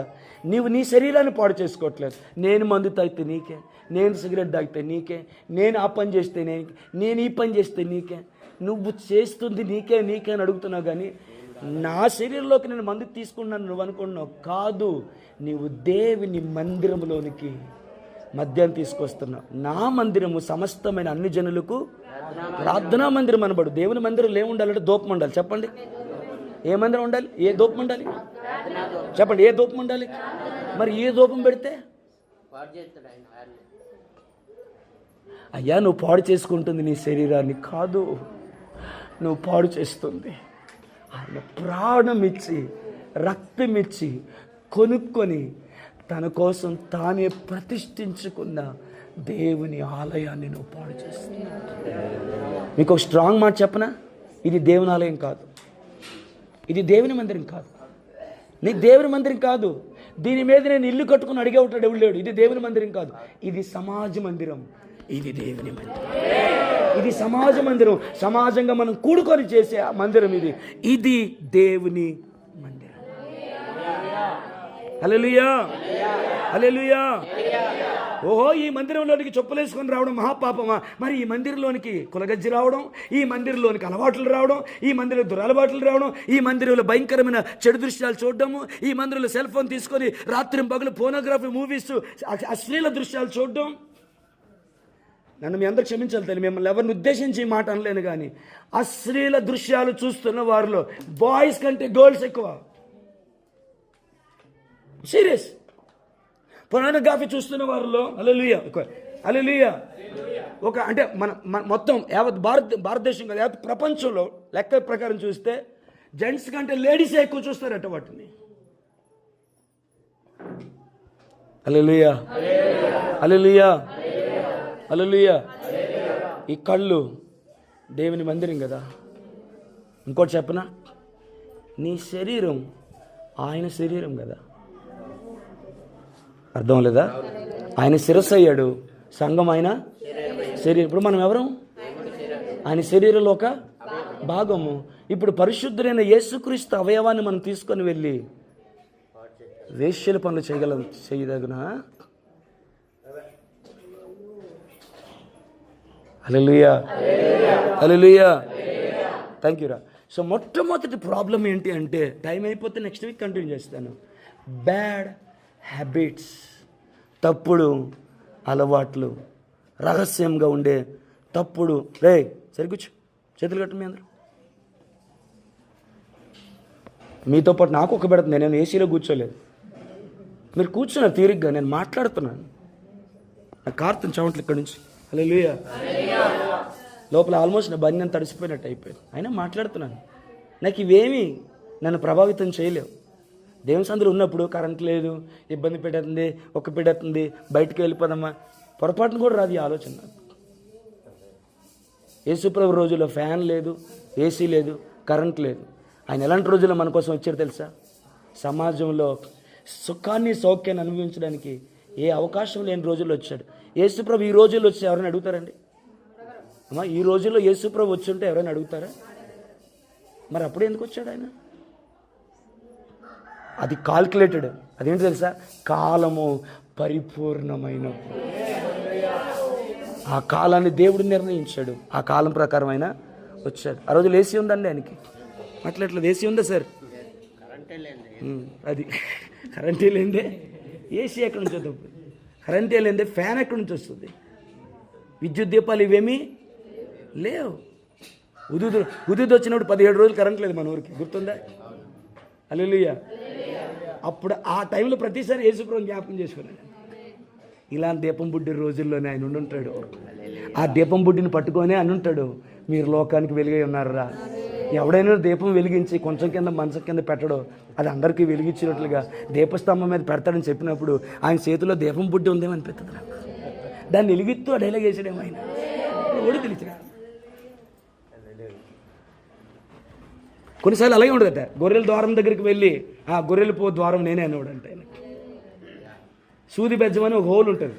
అదేంటంటే హల్లెలూయా, సాయంకాలం 6 గంటలకి గవిని వేసేస్తారు, డోర్ వేసేస్తారు. ఆ తర్వాత ఎవరిని రానివ్వరు. ఎవరైనా మార్గం మధ్యలో లేట్ అయిపోయి వస్తే హల్లెలూయా, వారు రావడానికి ఒక గవిని పక్కన చిన్న రంధ్రం ఉంటుందట. అక్కడ సెక్యూరిటీ గార్డు ఉంటారు. పిలిస్తే వాళ్ళు చిన్న హోల్లో చూస్తారు ఎవరని. వాళ్ళు ఈ పట్టణం వస్తలే అని తెలిస్తే ఎందుకు లేట్ అయ్యారని అడుగుతారు. వాళ్ళ కారణం చెప్పిన తర్వాత ఆ కారణం వాళ్ళకి నచ్చితే ఎలా చేస్తారు, లేకపోతే రాత్రంతా బయట ఉండాల్సిందే. ఆ కారణం చెప్తే దాన్ని ఎలా చేసినప్పుడు హల్లెలూయా, అది చాలా చిన్న రంధ్రంగా ఉంటుంది. కాబట్టి వాళ్ళు ఒంటెలతో బయటకు వెళ్ళినప్పుడు ఒంటెలు బయట వదిలేస్తే రాత్రి క్రూరమృగాలు వారిని తినేస్తాయి. అందుకని ఒంటెను బాగా వంచి మోకాళ్ళు వేసేలా చేసి తలను బాగా వంచి వాళ్ళు బలవంతంగా ఒంటెను కొట్టి లోపలికి తోసేవారంట. ఆ సిచ్యువేషన్లో నిలబడినప్పుడు అన్నాడు యేసుప్రభు ఏమని, ధనవంతుడు పరలోక రాజ్యంలో ప్రవేశించుట కంటే సూది బెజ్జంలో ఒంటి దూరుట సులభమని. మనమేమనుకుంటామంటే సూదిని దేవుడు చూపించి ఇందులో ఒంటి దూరట కష్టమని చెప్పుంటాడేమో. అంటే ఒక్కొక్క సిచ్యువేషన్ దగ్గర ఒక్కొక్క డైలాగ్ అయినా ఒక్కొక్క మాట అయినా చెప్పేవారు అన్నట్టు. సో ఈ దీపం గురించి చెప్పినప్పుడు కూడా ఆయన చేతిలో దీపం ఉందేమని నా ఫీలింగ్. ఆ దీపాలు మనం వేసిరత్తం చేయాలి. హల్లెలూయా, ఆమేన్.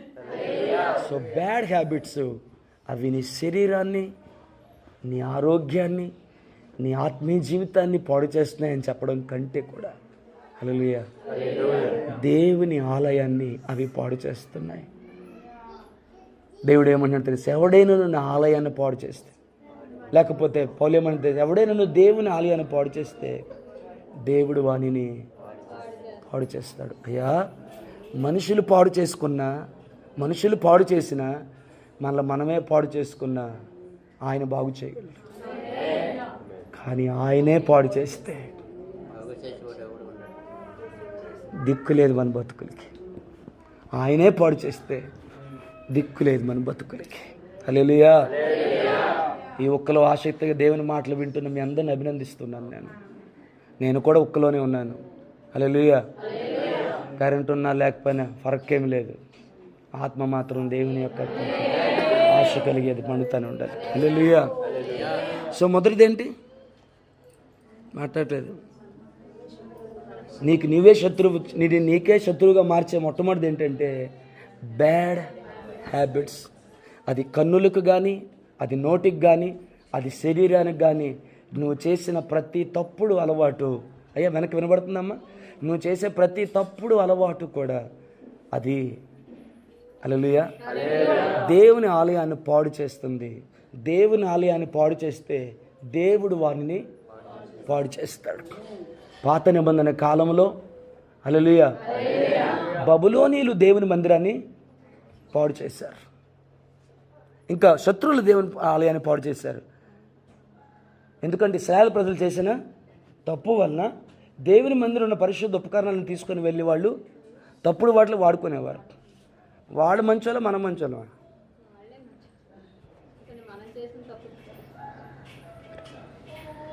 వాళ్ళు మంచోళ్ళు మన మంచోళ్ళని ప్రశ్న అడిగినప్పుడు మీ నిశ్శబ్దానికి శతకోటి వందనాలు. ఆన్సర్ నేనే చెప్తాను. మనకన్నా వాళ్ళే బెస్ట్ అంటాను. వాళ్ళే దుర్మార్గులు, కానీ మనకన్నా పోలిస్తే వాళ్ళే బెస్ట్. ఎందుకో తెలుసా? కనీసం వాళ్ళు శత్రువులకు అప్పగించుకున్నారు దేవుని మందిరాన్ని పాడు చేయడానికి. కానీ మన దరిద్రం ఏంటో తెలుసా? హల్లెలూయా మనమే పాడు చేస్తున్నాం. అనగా దేవుని మందిరాన్ని మనమే పాడు చేస్తున్నాం. వాళ్ళు పాడు చేసిన మందిరం మోషే కట్టిన గుడారం, మనం పాడు చేస్తున్న మందిరము దేవుడు కట్టిన మందిరం. వాళ్ళు పాడు చేసిన మందిరములో ప్రకృతి సంబంధమైన పరిచర్య జరిగేది. మనం పాడు చేస్తున్న మందిరములో పరిశుద్ధాత్మ హల్లెలూయా పరిచర్య ఉండేది.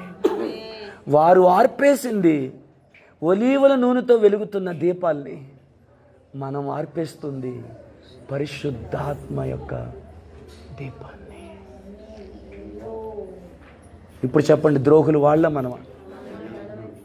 ద్రోహులు వాళ్ళ మనమండి, మనమే. ఆ రోజు ఆ గుడారంలో గొర్రెలు మేకలు రక్తాన్ని చిందించేవి. కానీ ఈ గుడారం కొరకు దేవుని గొర్రె పిల్లైన యేసుక్రీస్తు రక్తాన్ని చిందించాడు. అందులో దీపాలు మాత్రమే ఉండేవి, ఇందులో పరిశుద్ధాత్మ దేవుడు ఉంటుంది. అందులో యేసుక్రీస్తు మందస్వరూపంలో ఉన్నాడు, ఇందులో యేసుక్రీస్తుగానే ఉన్నాడు. దాన్ని పాడు చేస్తేనా పుట్టగతులు ఉన్నాయేమో కానీ,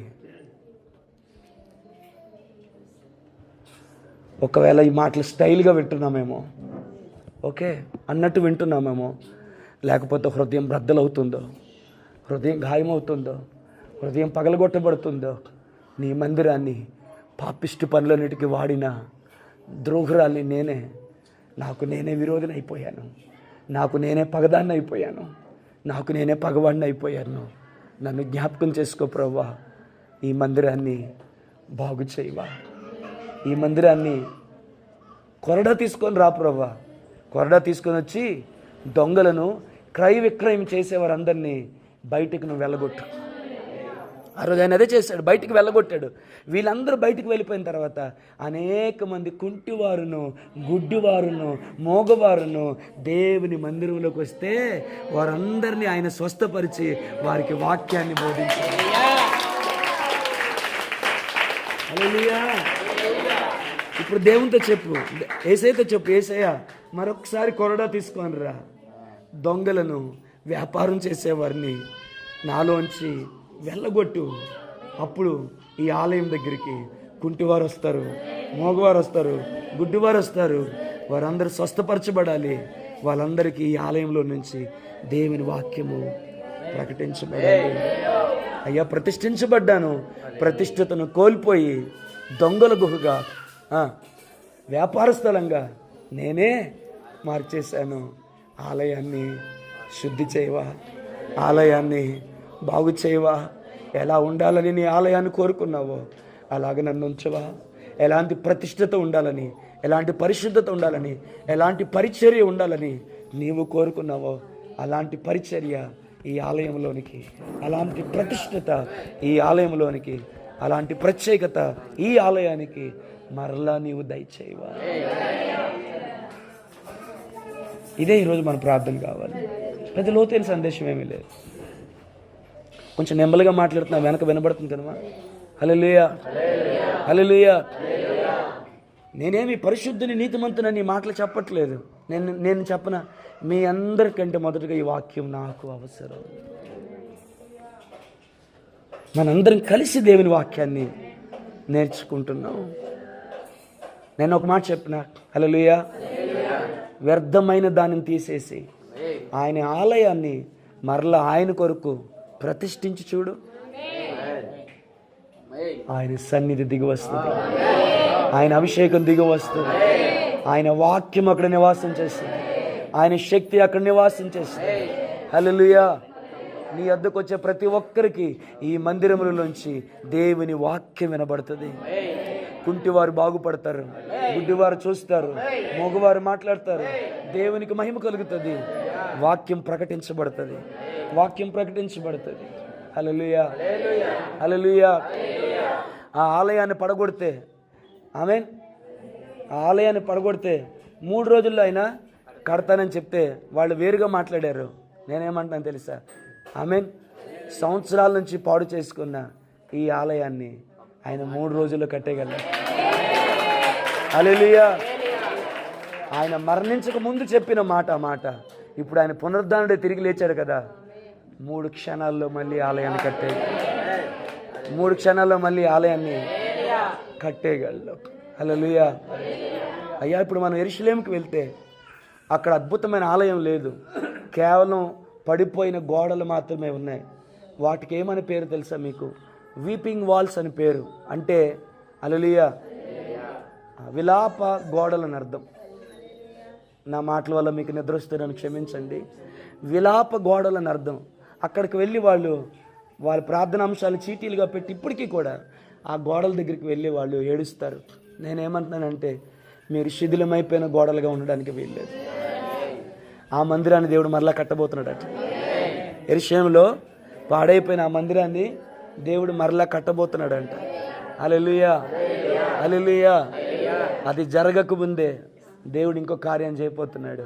శిథిలమైపోయిన ఈ ఆలయాన్ని దేవుడు మరలా కట్టాలంట. హల్లెలూయా. అది ఎప్పుడు జరుగుతుందో నాకు తెలియదు. ఇది మాత్రం నీవు అంగీకరిస్తే, నువ్వు ఒప్పుకుంటే, నీవు ప్రతిష్ఠించుకుంటే ఇప్పుడే మరలా దాన్ని దేవుడు రెస్టోర్ చేసే అవకాశం. ఆమేన్.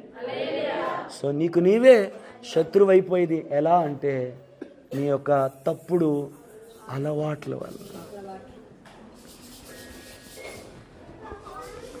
ఎవరో చూడట్లేదు, హల్లెలూయా, కానీ అది దేవుని ఆలయం కదా. ఆయన ఏం చెప్పాడంటే, సంవత్సరాది మొదలుకొని సంవత్సరాంతం వరకు ఆయన కన్నులు ఆయన మందిరం మీద ఉంటాయి. ఇది సొలొమోనుకు దేవుడు ఇచ్చిన వాగ్దానం. సంవత్సరాది మొదలుకొని సంవత్సరాంతం వరకు ఆయన కన్నులు మందిరం మీద ఉంటాయంట. ఈ మందిరం మీద ఆయన కన్నులు ఉన్నాయి. ఆయనకి తెలుసు ఏం జరుగుతుందో, ఆయనకి తెలుసు ఏ దుర్వ్యాపారం జరుగుతుందో, ఆయనకి తెలుసు ఏ దుహంకారం జరుగుతుందో, ఆయనకి తెలుసు ఆయనకు అసహ్యకరమైంది ఏదైతే జరుగుతుందో. నిర్లక్ష్యంగా ఈరోజు వాక్యం అయిపోయింది, ఈరోజు వెళ్ళిపోయింది, ఇంక వెళ్ళిపోవచ్చు, కరెంట్ అవ్వట్లేదు, ఇబ్బంది అయిపోయింది, అయితే అయ్యా తొందరగా ముగించేసేలాగా ఉన్నారు, మనం తొందరగా వెళ్ళిపోవచ్చు అని వెళ్ళిపోతావు. హల్లెలూయా. ఆయన సన్నిధిలో హృదయం బద్దలు చేసుకొని, ఇది ఎలా పాడైందో, ఎవరు పాడు చేశారో, ఎంత పాడైందో నాకు తెలుసు ప్రభు. ఒకప్పుడు ఇందులో నీ ఆత్మ ఉండేది, కానీ ఇప్పుడు దురాత్మ ఉంది. ఒకప్పుడు ఇందులో దూపం ఉండేది, కానీ ఇప్పుడు వేరే దూపం ఉంది. ఒకప్పుడు ఇందులో పరిచర్య ఉండేది, కానీ ఇప్పుడు అందులో లోకాశలు ఉన్నాయి. ఒకప్పుడు పరిశుద్ధులు ఉండేవాడు, ఇప్పుడు దొంగలు ఉన్నారు. ఒకప్పుడు పరిచర్య జరిగేది, ఇప్పుడు వ్యాపారం జరుగుతుంది. హల్లెలూయా, హల్లెలూయా, హల్లెలూయా. ఒకప్పుడు పరిశుద్ధ దేవుని కొరకు ప్రతిష్ఠించబడిన శరీరం, కానీ ఇప్పుడు పాపము కొరకు వేశ్యల గృహముగా మారిపోయిన శరీరము. అయ్యో, నమ్మకమైన నగరము వేశ్య ఆయనే అని ఉంది బైబిల్లో. దేవా, ఆ నమ్మకమైన నగరాన్ని నేనే, వేశ్య అయిపోయింది కూడా నేనే, నన్ను బాగు చేయవా. నీ మందిరములు ఏముండాలో నువ్వు కోరుకున్నావో అది నాకు మరలా ఇవ్వవా. ఈ మందిరము ప్రత్యక్ష గుడారంగా ఉండాలని నేను కోరుకున్నాను. ఈ మందిరము సాక్ష్యపు గుడారంగా ఉండాలని కోరుకున్నాను. ఈ మందిరము మహిమ కలిగిన మందిరంగా ఉండాలని కోరుకుంటున్నాను. ఈ మందిరము సమస్తమైన అన్యజనులకు ప్రార్థనా మందిరంగా ఉండాలని నేను కోరుకుంటున్నాను. అమ్మాయి, మరొకసారి నన్ను ప్రతిష్ఠించుతావా. సత్యమునందు అనగా నీ వాక్యమే సత్యము, సత్యమునందు నన్ను ప్రతిష్ఠ చేయవా అనగా నీ వాక్యమునందు ఈ ఆలయాన్ని మరలా ప్రతిష్ఠించవా.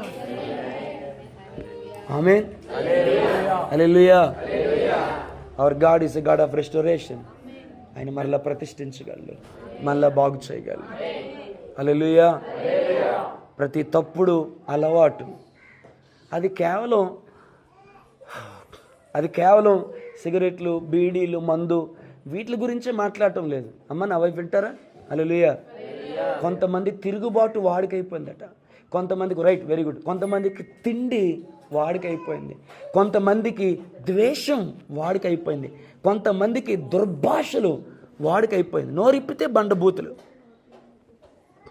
ఆడు వెళ్ళిపోయాడని అండవు, ఇంకో మాట ఏదో అంటావు అనేసి నవ్వేసుకుంటావు. నువ్వేమనుకున్నావంటే నేను డైలాగ్ వేసి అలవాటు అయిపోయి వచ్చింది అనుకున్నావు.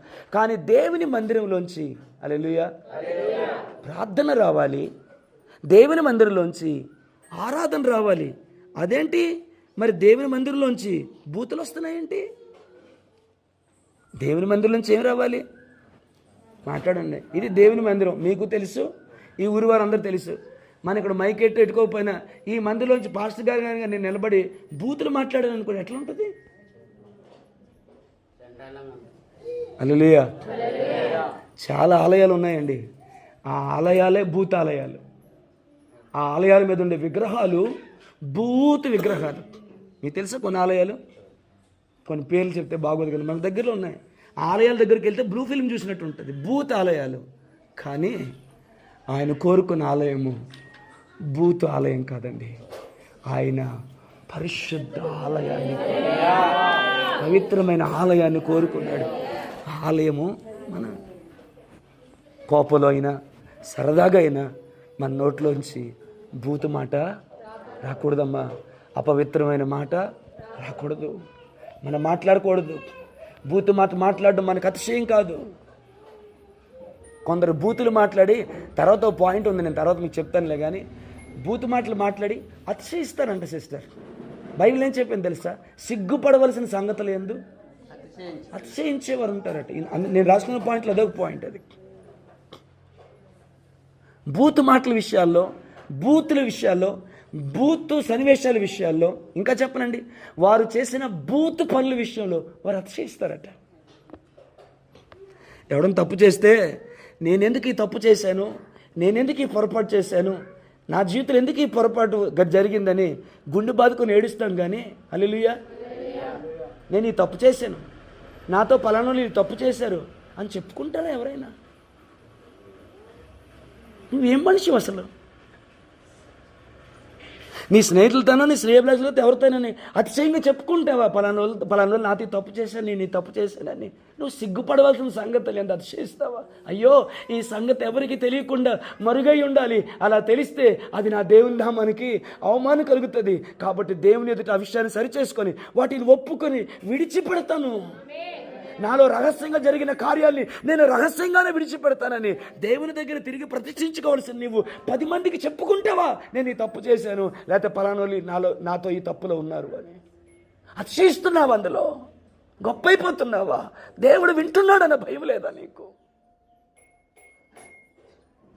అయ్యో, నేను ఏదో తప్పు చేశానని గుండె పగిలి ఆయన సందులో ఎడవలసిందని బదులు అతిశయంగా మాట్లాడుకుంటావా? సిగ్గుపడవలసిన సంగతులు ఎందుకు అతిశయిస్తున్నావా? అది ఎంత పాపిష్టి బతుకు, ఎంత దిగజారిపోతే నువ్వు ఆ స్థితికి వెళ్ళిపోవాలి.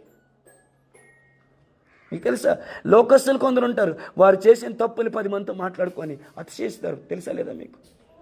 అర్థమైందా లేదండి? స్థిరంగా నిద్ర వస్తుందా మీకు? కొంచెం ఓపిక పట్టండి. లేదా హల్లెలూయా. నాకు తెలుసు నేను ఇలా మాట్లాడితే బాగోదు, కానీ కొంతమంది పురుషులు నేను ఎరుగుదును, నా ఫ్రెండ్స్ సర్కిల్ ఉండేవారు అలాంటి. కొంతమంది అమ్మాయిలు నేను ఎరుగుదును, వాళ్ళు చేసిన తప్పుల్ని, ఎంత నీచమైన తప్పుల్ని ఎంత గొప్పగా చెప్పుకునేవారు తెలుసా. రాత్రి నేను ఎక్కడున్నాను తెలుసా, ఏం జరిగిందో తెలుసా. నన్ను క్షమించండి అమ్మా, మందిరంలో ఈ మాటలు మాట్లాడకూడదు, రాత్రంతా నేను భలే ఎంజాయ్ చేశాను తెలుసా అని చెప్పుకునే నీచులు, బయట మాట్లాడే ఫ్రెండ్స్తో మాట్లాడే నీచులు మాటలు విన్నాను. అది లోకానికి సరిపోయింది. లోకం అట్లా చెప్పుకొని ఆనందపడుతుంది, అతిశయపడుతుంది. నువ్వేదో పెద్ద సాక్ష్యం అన్నట్టు చెప్పుకుంటున్నావేంటి? నాకు తెలిసింది ఒకే ఒక డైలాగ్, దేవుడు వింటున్నాడు జాగ్రత్త, ప్రతిదీ ఆయనకి వినబడుతుంది జాగ్రత్త. సిగ్గుపడు, బాధపడు, దుఃఖపడు, హృదయాన్ని బద్దలు చేసుకొని ఆయన దగ్గర ఏడు. నువ్వేదో ఘనకార్యం చేసినట్లు, దేవుని రాజ్యానికి మేలు చేసినట్లు, నీ వల్ల సంఘానికి ఏదో ఉపయోగం కలిగినట్లు చెప్పుకుంటున్నావేంటి? ఏంటి పాస్టర్ గారు, అలాంటి వాళ్ళు కూడా ఉంటారు, ఎందుకు మీరు మాట్లాడుతున్నారు వాటిని తెగించి? ఒక్కడు గుర్తుపెట్టుకోండి, పరిశుద్ధాత్మ దేవుడు దేనిని ఊరకనే మాట్లాడించాడు.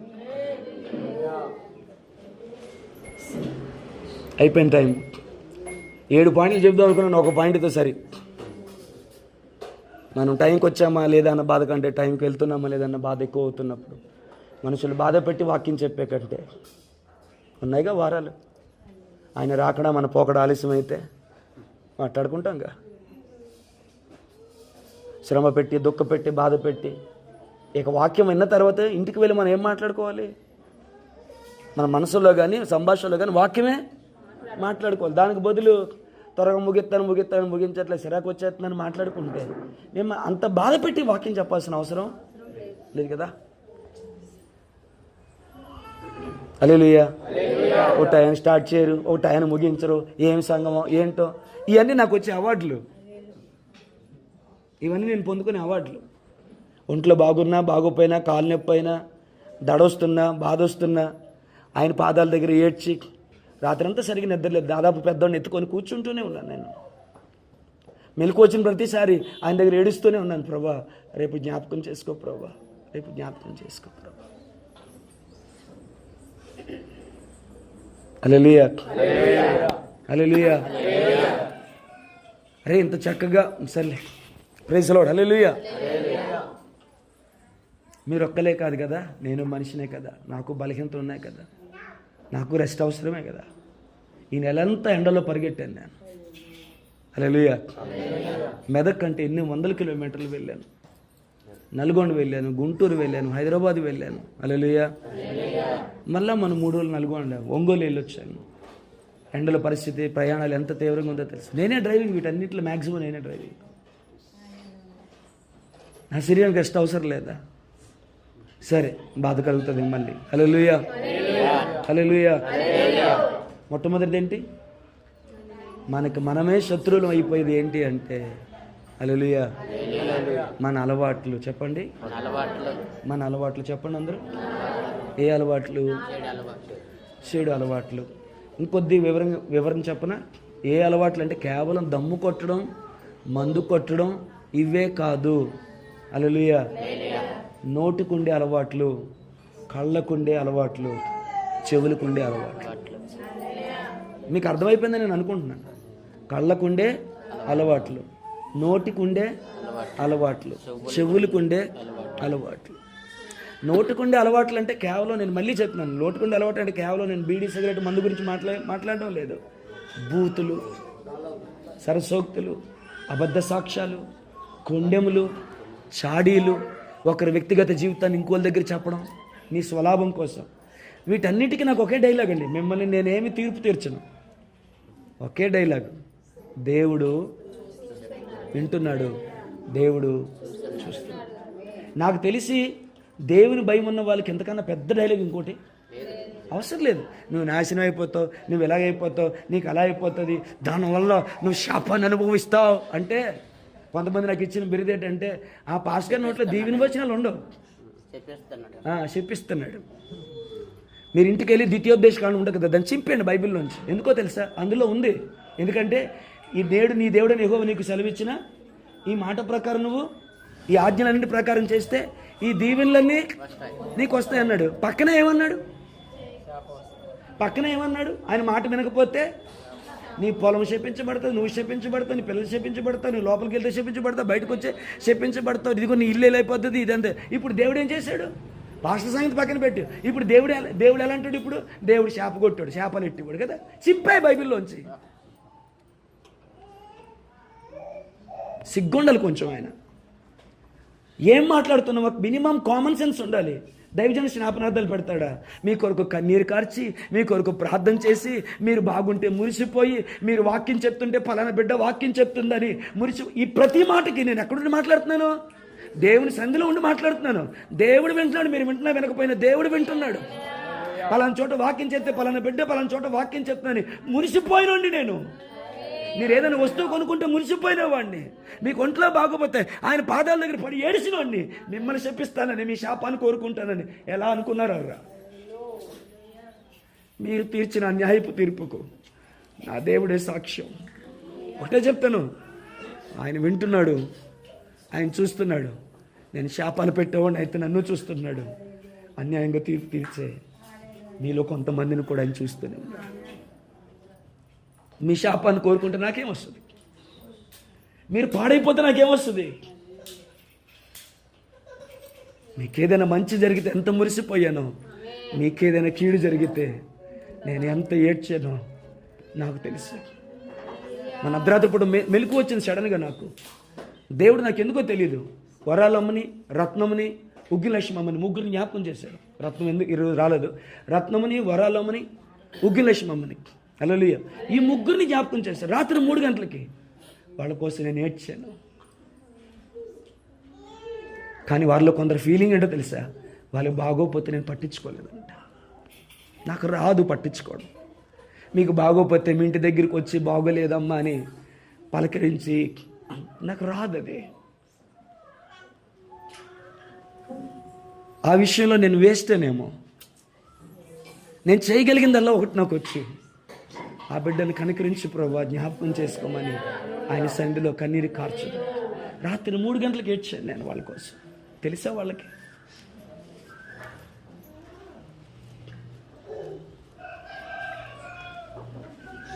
హల్లెలూయా, హల్లెలూయా, హల్లెలూయా. సరే, ఎవరు తాత్పర్యం వాళ్ళది, ఎవరు ఆలోచనలు వారు. దేవుని మహిమ కలుగుతుంది. మళ్ళీ ఇలా టాపిక్ డైవర్ట్ అవ్వడం ఇష్టం లేదు. 11 అయింది, ముగించుకుందాం. హల్లెలూయా. సో నోటికుండే అలవాట్లు మార్చుకుంటే మంచిది.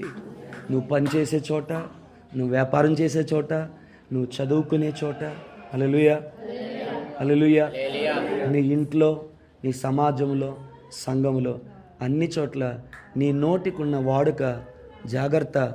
బూతులు కానీ, సరసోక్తులు కానీ, నీచమైన పనికిమాలిన మాటలు కానీ, నిన్ను ఇతరులు తప్పుగా చూసే అవకాశం ఇచ్చే మాటలు కానీ నీ నోట్లోంచి రానివ్వద్దు. ఒక్క మాట చెప్పి ముగించిన, దేవుని దృష్టికి ఆయాసకరంగా ఉన్న ప్రతి అలవాటు మన నోటిని, మన కన్నులను, మన చెవులను, మన తలంపులను విడిచిపోను. ఒక్కటి కోరుకుందాం చాలు ఈరోజు. ఏంటండి? దేవుని దృష్టికి ఆయాసకరంగా ఉండే మన కన్నులకున్న ప్రతి అలవాటు, మన నోటుకున్న ప్రతి అలవాటు, మన చెవులకున్న ప్రతి అలవాటు, మన మనస్సుకున్న లేక మన తలంపులకున్న ప్రతి అలవాటు. ఎందుకంటే వారి ఊహలోని, తలంపులోని, హల్లెలూయా, వారి ఊహంతయు, వారి తలంపుల్లోని, వారి ఆలోచనలను ఊహంతయు కేవలం చెడ్డదని దేవుడు చూశాడట. ఏం చూశాడట? వారి ఊహలు, వారి తలంపులు ఏంటంట? కేవలం చెడ్డవి, కేవలం చెడ్డవని చూసి భూమి మీద నరుని తయారు చేసినందుకు ఆయన నొచ్చుకున్నాడు. హల్లెలూయా. భర్తల మీద తిరుగుబాటు చేసే అలవాటు ఉందా నోటికి? Stop that. నాపే. హల్లెలూయా, హల్లెలూయా. నీచమైన ప్రతి అలవాటు కూడా నీ మనస్సుని, నీ చెవులను, నీ కళ్ళను, నీ నోటిని విడిచి పోతే ఈ మందిరం దేవుని కొరకు పరిశుద్ధ మందిరముగా ప్రతిష్ఠించబడుతుంది.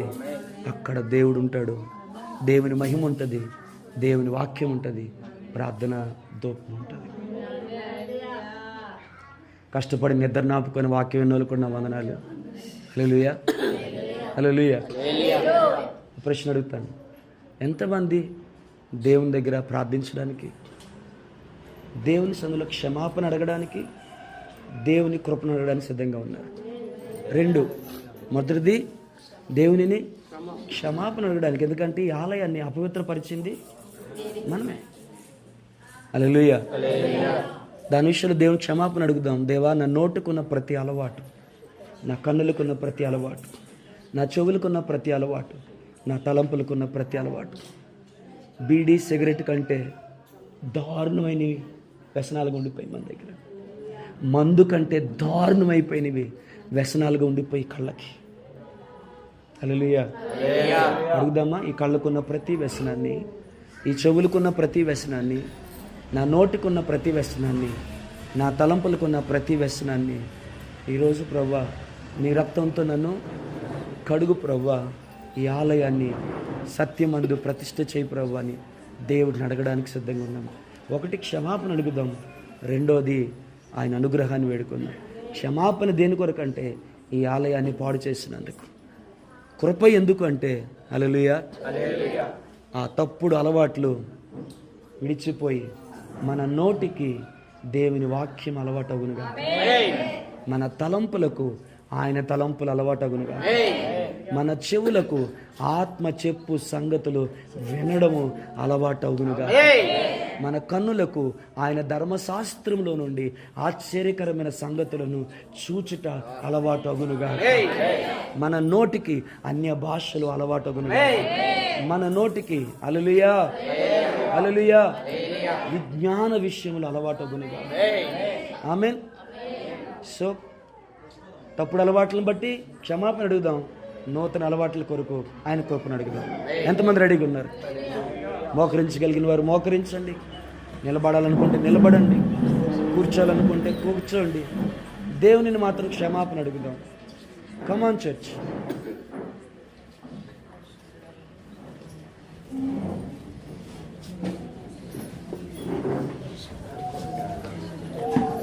మీకు అడగాలని లేదా? వదిలేయండి. మీకు ప్రార్థించాలని పరిశుద్ధాత్మ మీకేం కన్విక్ట్ చేయలేదా? వదిలేయండి. వాక్యం నా కోసం అనిపించలేదు పాస్టర్ గారు అంటే వదిలేయండి.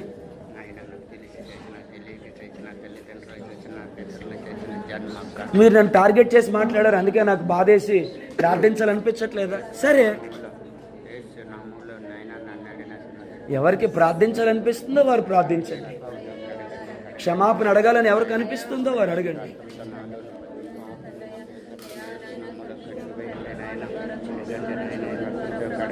ఆయన కృపను వేడుకోవాలని ఎంతమందికి అనిపిస్తుందో వాళ్ళు ఆయన వేడుకోండి.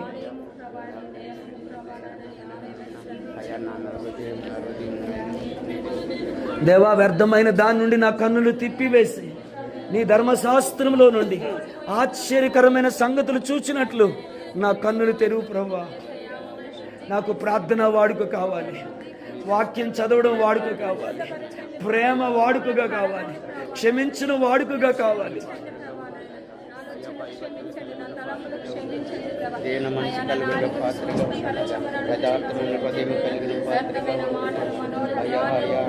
నీతో దేవుడు మాట్లాడాడు అనిపిస్తే అమ్మాయిని సందులో కన్నీరు కార్చు.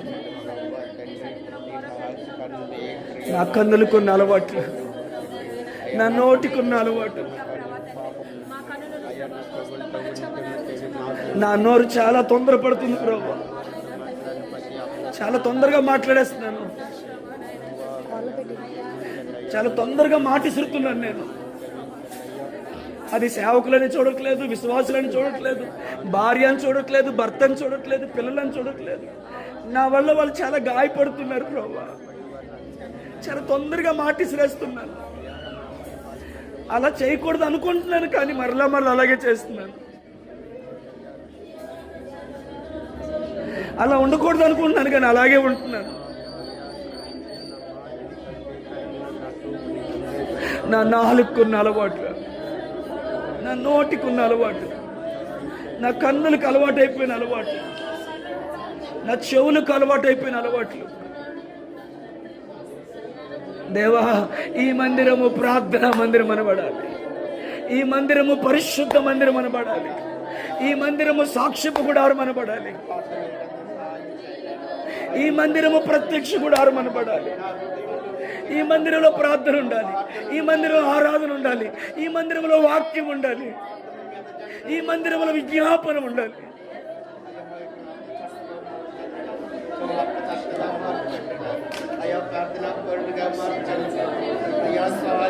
ఈ మందిరంలో మహిమ ఉండాలి, ఈ మందిరంలో ధూప వేదిక ఉండాలి, ఈ మందిరంలో సముఖపు రొట్టెల వల్ల ఉండాలి, ఈ మందిరంలో దీపవృక్షం ఉండాలి, ఈ మందిరంలో మందసం ఉండాలి.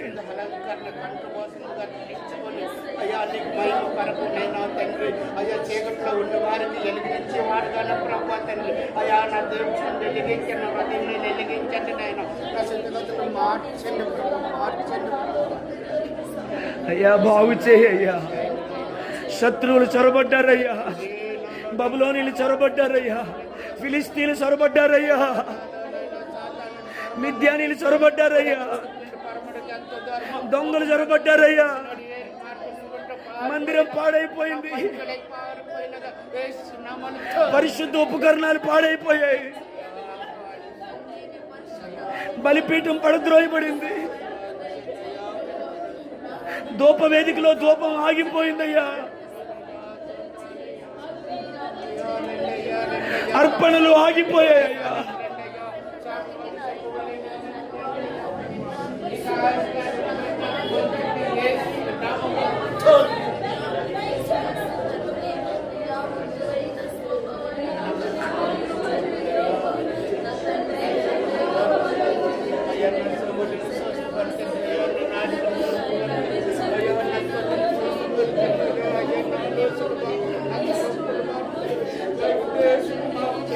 నన్ను నేనే పొడుచుకున్నానయ్యా, నన్ను నేనే పాడు చేసుకున్నానయ్యా, నాకు నేనే పగవాడిని అయిపోయాను. రక్షించేవాడు కదా ప్రభు, నాకు నేనే పగదాన్ని అయిపోయాను, నా మాటల వల్ల, నా ప్రవర్తన వల్ల.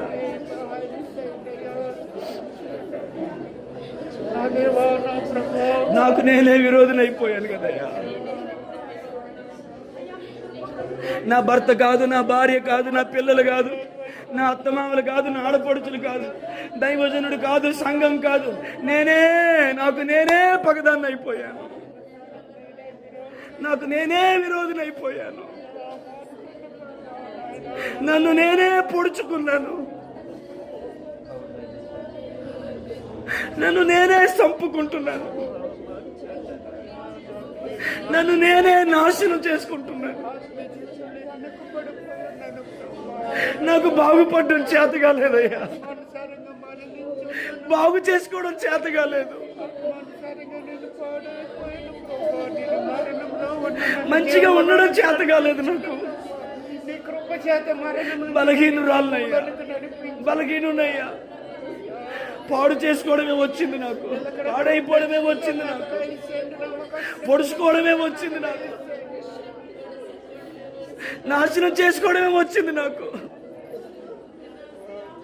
నా మాటలు అలాగే ఉన్నాయి, నా చేష్టలు అలాగే ఉన్నాయి, నా నోటికి మంచి వాడుక లేదయ్యా, నా కన్నులకు మంచి వాడుక లేదయ్యా, నా చెవులకు మంచి వాడుక లేదు, నా తలంపులకు మంచి వాడుక లేదు.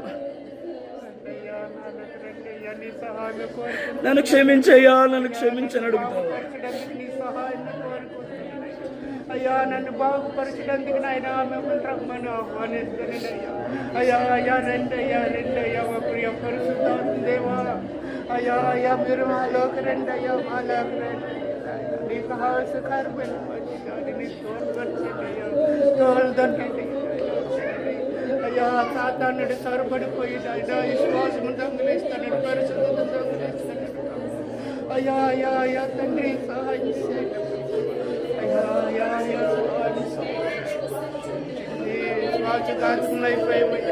ఆత్మ భ్రష్టాత్మలను ప్రార్థన చేసుకుందాం. ప్రార్థన చేసుకుందాం.